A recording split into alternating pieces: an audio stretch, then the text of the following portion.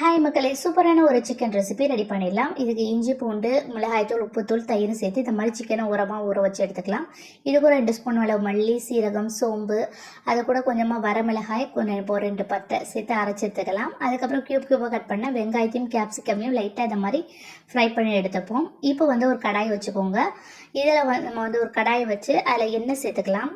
எண்ணெய் சேர்த்து எண்ணெய் சூடானதுக்கப்புறமா இதில் ஏலக்காய் பட்டை கிராம்பு எல்லாம் சேர்த்து வெங்காயம் தக்காளி பச்சை மிளகாய் சேர்த்து நல்லா வதக்கி விட்டுட்டு இது கூட நம்ம மசாலா ஆட் பண்ண போகிறோம். மிளகாய்த்தூள் மஞ்சத்தூள் உப்பு இது கூட நம்ம அரைச்சி வச்சுருக்க அந்த கடாய் மசாலா தான்.